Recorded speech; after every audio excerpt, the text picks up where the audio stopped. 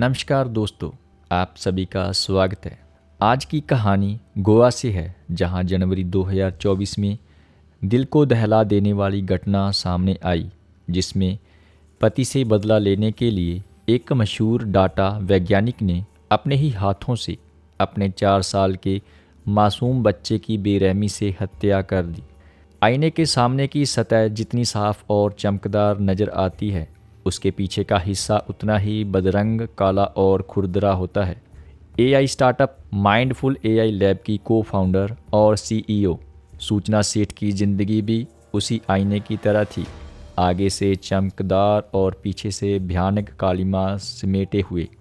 क्या एक उच्च दर्जे की पढ़ी लिखी औरत जो समाज को नेतृत्व देने की क्षमता रखती है, बदले की भावना में इतनी अंधी हो सकती है कि हत्या जैसा जुर्म कर जाए, और वह भी अपने ही मासूम बच्चे के साथ।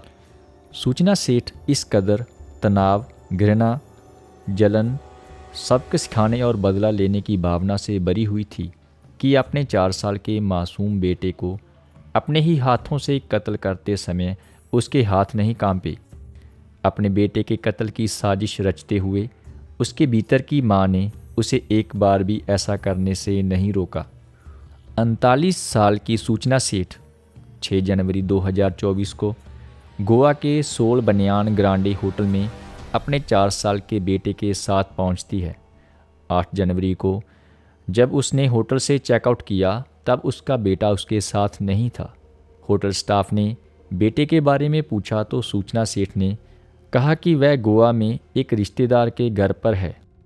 उसने रिसेप्शनिस्ट से कहा कि वह उसके बेंगलुरु जाने के लिए कोई टैक्सी बुक करवा दे। रिसेप्शनिस्ट ने कहा कि टैक्सी बहुत महंगी पड़ेगी, आप फ़्लाइट लेकर चली जाइए, वह सस्ती होगी। मगर सूचना सेठ ने बाय रोड जाने पर ही जोर दिया, तो उसके लिए एक कैब बुक करवा दी गई। सूचना सेठ अपना सामान लेकर निकली। उधर हाउसकीपिंग स्टाफ जब उस द्वारा छोड़े हुए कमरे को साफ करने वहां पहुंचा, तो उसको वहां खून के धब्बे मिले। स्टाफ ने इस बात की सूचना होटल के मालिक को दी और मालिक ने तुरंत पुलिस को इसके बारे में बताया। पुलिस ने तुरंत उस कैब ड्राइवर को फ़ोन लगाया और कोंकणी भाषा में बात करते हुए उससे कहा कि जिस मैडम को वह लेकर जा रहा है, उसको बताए बिना वह कैब को कर्नाटक के चित्रदुर्ग पुलिस स्टेशन ले जाए। ड्राइवर ने पुलिस के इंस्ट्रक्शन के अनुसार गाड़ी पुलिस स्टेशन पर ला खड़ी कर दी, जहां सूचना सेठ को पुलिस ने गिरफ्तार कर लिया। सूचना सेठ के सामान की तलाशी लेने पर उसके बच्चे की लाश पुलिस को उसके एक बैग में मिली। सूचना सेठ ने अपने ही बच्चे की हत्या क्यों की, यह एक बहुत बड़ा सवाल था। हत्या की वजह जानने से पहले हम बता दें कि सूचना सेठ की शैक्षिक योग्यताएं बहुत उच्च स्तर की थी। सूचना सेठ एक एथिक एक्सपर्ट और डाटा वैज्ञानिक थी, जिसके पास डाटा विज्ञान टीमों को सलाह देने और स्टार्टअप व उद्योग अनुसंधान प्रयोगशालाओं में मशीन लर्निंग समाधानों को स्केल करने का 12 वर्षों से अधिक का अनुभव था। वह एआई एथिक्स सूची में 100 प्रभावशाली महिलाओं में से एक थी। उसके पास नेचुरल लैंग्वेज प्रोसेसिंग में पेटेंट भी था।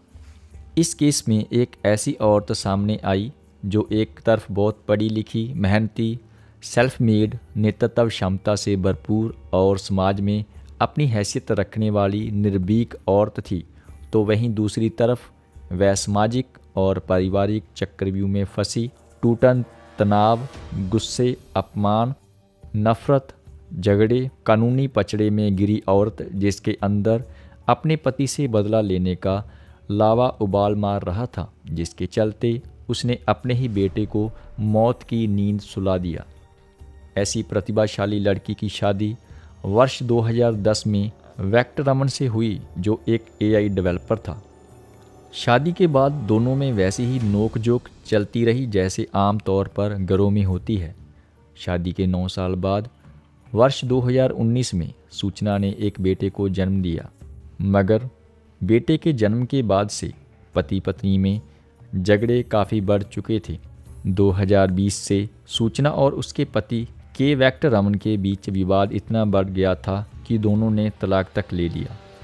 कोर्ट ने बच्चे की कस्टडी उसकी मां सूचना सेठ को दी और आदेश दिया था कि वेक्टर रमन अपने बच्चे से हर रविवार को मिल सकता है। मगर सूचना अपने पति वेक्टर रमन से इतनी नफरत करने लगी थी कि वह नहीं चाहती थी कि वह अपने बेटे से मिलने आए और उसकी नज़रों के सामने पड़े।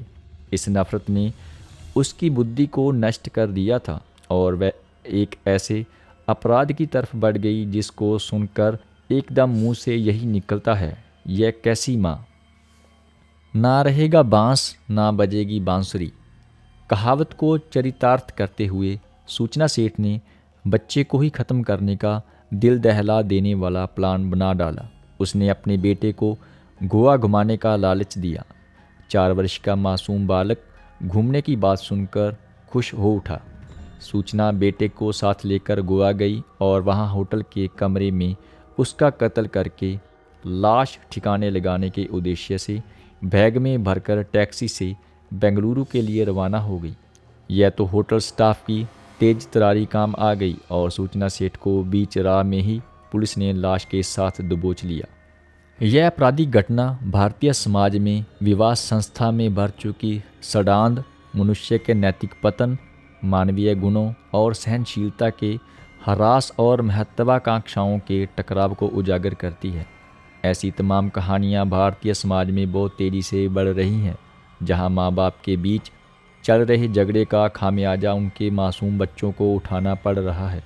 माँ बाप की रोज़ रोज़ की लड़ाइयों का ही असर है कि उनके बच्चे उग्र स्वभाव के और आपराधिक गतिविधियों में लिप्त होते जा रहे हैं। घर के सदस्यों के बीच तनाव बच्चों को शराब और ड्रग्स की तरफ धकेल रहा है। इस कहानी का मुख्य संदेश यह है कि पारिवारिक झगड़े और व्यक्तिगत द्वेष जब नफरत और बदले की भावना में बदल जाते हैं तो इसका सबसे बड़ा खामियाजा मासूम बच्चों को भुगतना पड़ता है। यह घटना न केवल मानवीय मूल्यों और रिश्तों के नैतिक पतन को दर्शाती है, बल्कि यह भी चेतावनी देती है कि तनाव, गुस्सा और नफरत का सही समय पर समाधान ना किया जाए तो यह विनाशकारी रूप ले सकता है। अगर आप भी इस घटना से शतबद्ध हैं और मानते हैं कि हमें अपने रिश्तों को सुधारने की दिशा में कदम उठाने चाहिए, तो ऐसे तनावपूर्ण रिश्तों को सुधारने के लिए क्या कदम उठाए जा सकते हैं, हमें कमेंट में अपनी राय ज़रूर दें। आप सभी का धन्यवाद।